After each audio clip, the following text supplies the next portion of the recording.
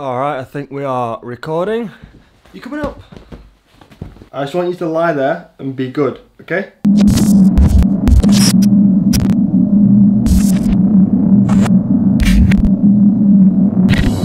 What's up? Welcome back to a new video. I'm gonna jump straight into it, cut to the chase.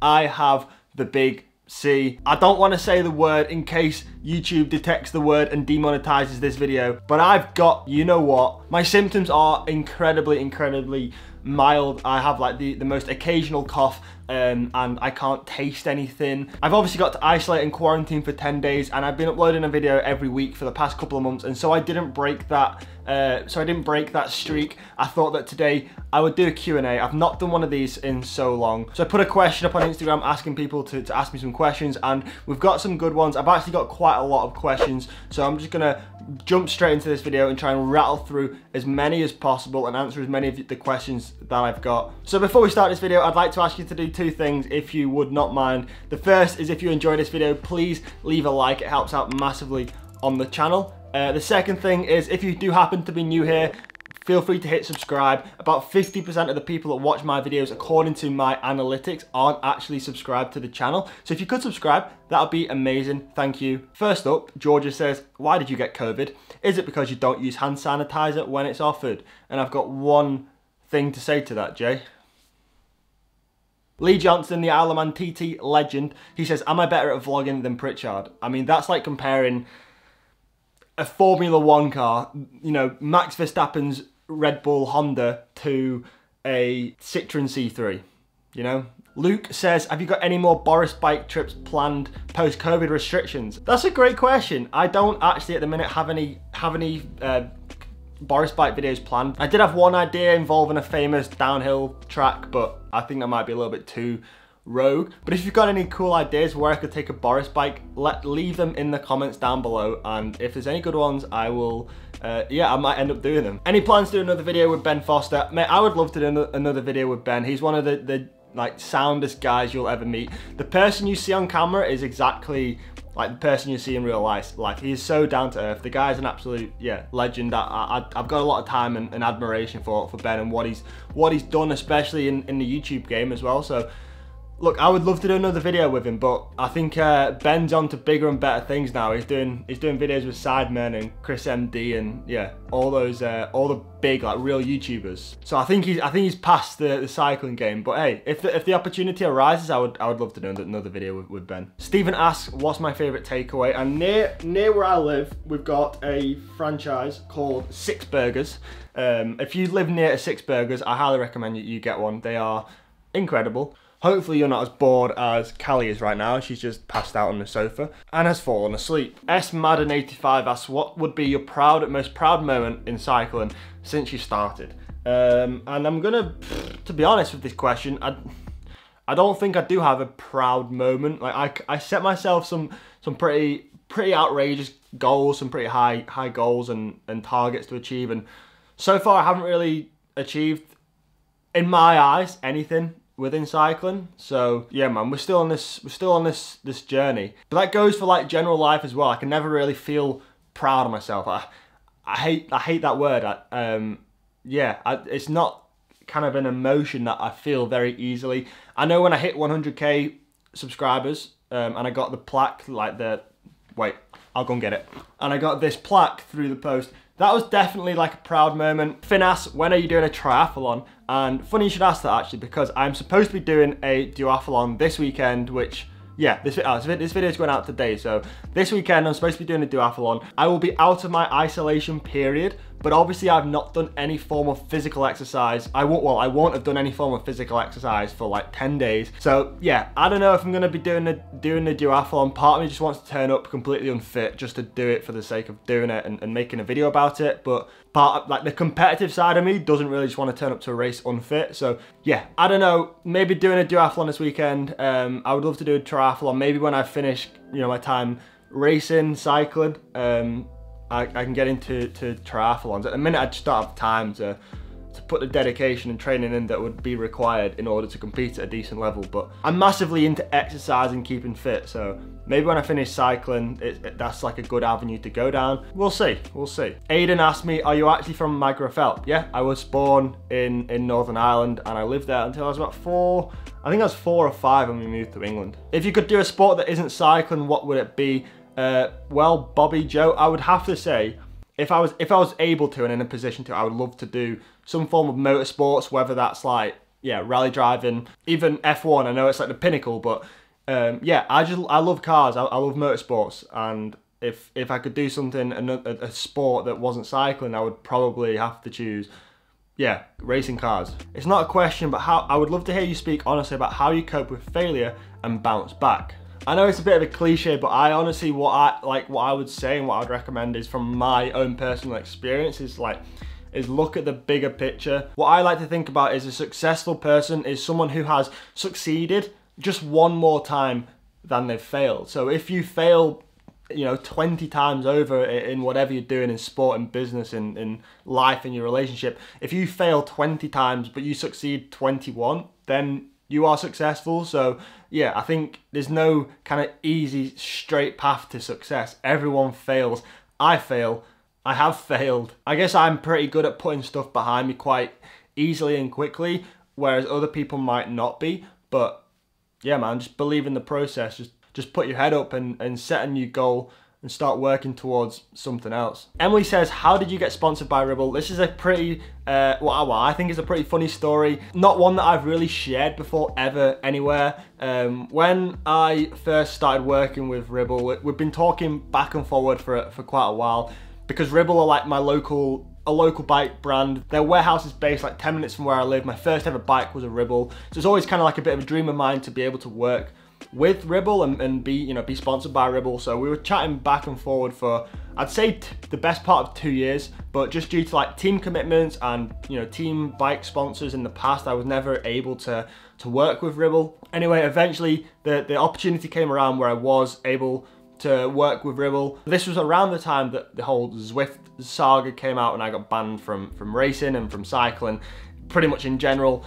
So anyway, Ribble had given me a bike before, the orange CGR, that I took on a trip to France. Part of the reason why we went and did that video in France was because I knew that the whole Zwift story was going to come out public and it was going to kick off, and yeah, life would be a little bit manic for a while. So I decided to go and do that France trip and yeah, put my phone away and have something to distract me than to look at my phone and see all the backlash that I was inevitably going to get on social media. So anyway, halfway through this trip, I was in a supermarket in northern France and I got a call from Ribble, and this was the day after that the whole story had gone, yeah, viral, I guess, and just blown up. And I got a call from Ribble and he said, look, we don't really agree with everything that's happened, but we just can't, from a marketing point of view, we can't be seen to be working with, you know, a disgraced cyclist, someone like you. And I got that, I completely agreed.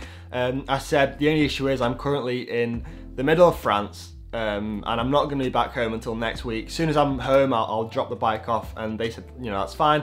So we carried on with the trip. I continued with the video. We got home. I went and dropped the bike off, said thank you very much, goodbye. Yeah, and things obviously weren't that great, as you can imagine. So anyway, I took a bit of a break. I edited that video. I posted it. The video just absolutely went viral. In my sense and for my channel, it went viral. I think the video ended up getting about 1.5 million views. And then because of how big the video went, I got a call about a month later off the CEO from Ribble, and he said, yo, we'd love you for you to come down and have a chat about doing something a little bit more long term. And yeah, as a consequence, I then got, you know, sponsored properly by Ribble. The rest, as they say, is history, but I'm forever grateful for Ribble for giving me the opportunity when a lot of other brands didn't and wanted to distance themselves from me long term. I had a few different like sponsorships in the pipeline, a few big brands as well, and yeah, even to this day I've never heard back from those brands, but Ribble I did, and I'm forever, yeah, I'm forever grateful for them for that. Yashu Paul says, any more pros DM replies? No. Are you worried the big C could affect your lung capacity? And yeah, a little bit. Like, that's why I'm not doing any riding or training at the minute. I know, like, I've not really got any symptoms at all. I don't have any breathlessness or anything like that, but I just don't want to push myself, you know, and think that I could be doing any underlying damage maybe. So yeah, I'm a little bit concerned. So I'm just taking it as easy as possible and trying to get it out of my system, pass through, and we can move on to the next, you know, we can start training again and start working towards 2022. Cole says, first of all, hope you're well, thank you. How is your mental health? Talk about it if you want. My mental health's pretty good. I'd say it's pretty good. It's definitely better now than it was last year. Last year was pretty, but I think it was for a lot of people, right? We couldn't really do anything. I couldn't work. I couldn't go out and film videos. There's no racing, there was no training. I found that mentally, pretty tough. But then I also felt bad about complaining about that because there's obviously people in much worse positions than I am. Like, I know people have lost family members, have lost a job, their livelihood, whereas I hadn't. So for me to ever complain or feel bad kind of made me feel worse about that, if that makes sense. So yeah, in comparison to some people, like, I'm absolutely fine, but I still found it a little bit tough. Right now I'm getting back more into like my regular schedule of training and making videos and producing content, and that's, you know, at the end of the day, that's what makes me as happy as I'll ever be. So yeah, cheers for asking though, thank you. Brad said, as someone who lives not far from you, what's your favourite local loop? My favourite local loop is probably out via Ashurst Beacon, over towards Bickerstaff, follow the coast road into Southport, and then back via Tarleton. If you don't live local to me, that'll have made no sense to you, but for the very few people that do, yeah. So Carl says, will you do another Monaco style video? Maybe Dubai or somewhere. And what he's referring to, last year or the year before, I made this video. Grazie, grazie. As you can probably tell here, I'm happy. I'm very happy. Some would say too happy. And I had no idea what was waiting just around the corner. I had a lot of fun filming that video. Obviously, I was in Monaco. I don't know where else would be like as extravagant as Monaco. Yeah, maybe Dubai. If you think that's a good idea, or if you've got any other suggestions as to places that I could go, let me know in the comments section down below this video. Matt says, what's the riding like near you? Looking to move to Preston/Lancaster early next year. And all I can say to that, Matt, is where I live, there's a golden post box for a certain British Olympic gold medalist, Tour de France winner. So if it's good enough for him, then it's good enough for anyone. That was a bit of a flex, wasn't it, really? Will you ever have another crack at the Zwift Nationals? I think you were robbed. Controversial subject, I know. Divides opinion, I know. But all I'm gonna say is I have unfinished business. I've unfinished business with this subject, with the Zwift National Champ, so that's all I'm gonna say. Moving on. Who would win in a fight, you or your brother? Me. But still, he can't stop this fella marching forward. But it's better, I think he's hurting him now. Oh, the referee steps in, he's seen it off the... With the big promoters pick him up. Oh! And he's gone! Definitely, mate. Genuine thoughts on the Ribble SLR. Like, I don't like to sit here and say this because, full disclaimer, I am paid to ride a Ribble. So take what I say with a pinch of salt, and that goes for watching any of the YouTubers' videos who's sponsored by a company. Take what they say by a pinch of salt. So I'm premising this by saying that, but it is also the best bike I've ever ridden. What I love about the SLR is I've not tried to put any crazy tubing on it. It's a fast bike, it's an aero bike, it's super comfy. I feel like it's one of those bikes that you can just jump on, you know, change the saddle height, and it feels nice. With the level 5 integrated front end, all the cables are hidden, so it just looks the part as well. But I'm that confident in this brand. What I'm gonna say and what I'm gonna ask for you guys to do is, if you own a Ribble, or more specifically, if you own a Ribble Endurance SLR, like me, I know a lot of you guys do because I always get pictures of your bikes. If you own one of those bikes, put in the comments right now, give your honest opinion, yeah? You're not paid, you have paid your good hard-earned money for that bike, and I'm asking you to let me know in the comments what you think about that bike. That's how confident I am in the brand. Inigo says, are you going to Calpe anytime soon? Yes, we're off on a team training camp early next year in 2022, so I can't wait. I love Calpe.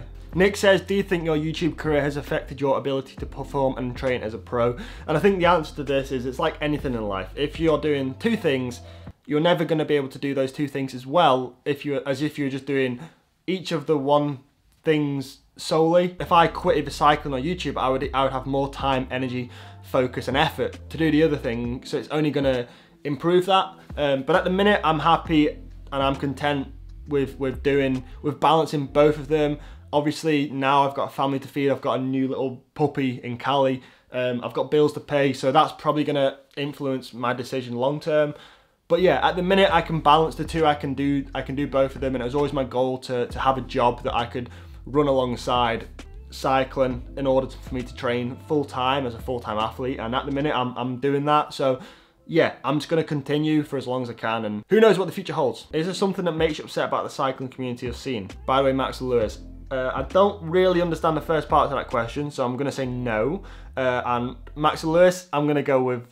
I mean, I like both drivers as athletes and as racers, but I think this year, for the sport as a whole, it would be nice to see Max win the Drivers' Championship. So I'm rooting for Max, but yeah, I mean, I like and I respect both of them. Do you think you'll make it to World Tour level in your career? Gabe asked that question, and I think, no. Nah, look, I don't know. I mean, it's every cyclist's dream to race for a World Tour team, but yeah, George's brother Ethan, who's recently signed for Quickstep, seeing how good he is, like how talented he is and how hard he trains, it's a tough ask. So I'm gonna say no, but never say never. Isaac asked, would you ever consider doing a gravel riding video? I've never really massively been into like the whole gravel scene. I know it's quite a big thing at the minute, especially like on social media. Everyone's into gravel riding. Yeah, and at the minute I'm not like, oh, I want to be a gravel rider, but I am down to do the Dirty Kiva, I think it's called, next year, which is like a 200k gravel race in the north of England. So yeah, I'm down to do that. Hopefully I'll make a cool video from that event, and maybe it'll make me want to be a gravel rider, like every other road cyclist at the minute. Which American cycling YouTuber would you like to collaborate with? I think this goes without saying, vegan cyclist. What brand of beans do you eat? My answer to that question, if it ain't Heinz, it ain't fine. That was a bad rhyme. Teddy says, how did you go about becoming a pro? So in cycling terms, I'm not technically a pro, even though I ride for a pro team. In order to race at my level, there's no minimum wage. So a lot of guys nowadays racing at continental level aren't paid. They just do it out of for the love of the sport, and I guess with the mindset that they can move up the ladder and eventually get paid and ride for a bigger team. Now that doesn't mean that a number of domestic pros riding for continental teams aren't paid. They are. Though that pay is never going to be enough to sustainably live off long term. It might get you by for a year or two on a decent wage, on a decent salary, but there's very few domestic pros which are moving out of their parents' house and, buying a house and kind of setting up a long-term career from the sport. There is a few people that have managed to do that. So in my eyes, continental level isn't professional, but my team Ribble Weltite is technically a professional team. So it's a bit of a grey area. But anyway, back to the question, how did I go about riding for a continental team? And I think ultimately you have to ask yourself the question, why should that team employ you? What do you bring to the table as a person, as an athlete? And everything that goes with that. Obviously, when you're in a bike race, you're wearing team kit with sponsors and brands. You are essentially a moving billboard for your sponsors. So if you can get those sponsors seen by more people, and therefore that brand, that sponsor makes more revenue in turn because of that, you are a success to that team, to that brand, to that sponsor. Now, there's a number of ways that you can do this. The first and kind of most traditional way is winning races. The second way, and I guess more of a modern way, is having a presence on social media. Now, that doesn't mean that you can just have a massive following and any domestic team's gonna sign you. You still have to be a good racer as well. You still have to be able to win races. But the way I always look at it personally, if you have rider A, me, and rider B, who are both physically very, very similar, you both win on average the same amount of races. What sets you apart from that other person? If you have, 125,000 followers on a YouTube channel, that's probably going to set you a little bit ahead of that other person. So yeah, I guess going back to the start, it's about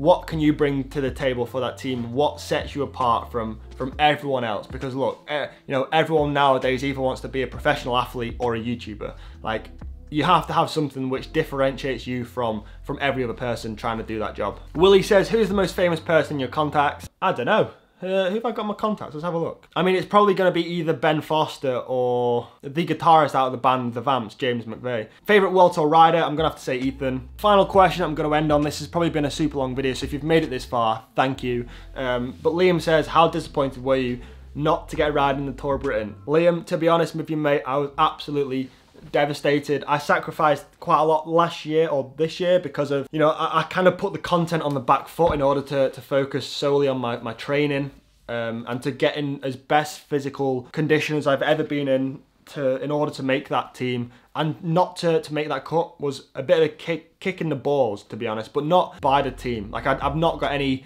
begrudgement or any hard feelings towards the team. I think that they picked the best team for the job that they set out to do. And obviously, you know, with Ribble, a big focus for the Tour of Britain was the team time trial. I'm not naturally a time trialer. I'm going to get into time trialing now just because I think, you know, at this stage of my career, it's important to be able to be a time trialist. A lot of stage races nowadays either have an individual time trial or a team time trial, so I need to be better at that. But that's the downfall or the thing, that the mistake that I made this year was not focusing on the time trialing aspect, and as a consequence I didn't make the team. But all I can do is focus on next year and put myself in a position where I am that strong that I physically can't not be selected for the team. And yeah, that's kind of the goal, that's the aim. But everyone wants to make that team. It's the biggest race of the year for a domestic cyclist. But anyway, that is going to be the end of the video. Say goodbye, Callie. Goodbye. Say bye. Thank you for watching today's video. I hope you enjoyed it. Please leave a like if you did. If you made it this far, thank you. I absolutely love you. And I will see you next Wednesday at 5 PM. See ya!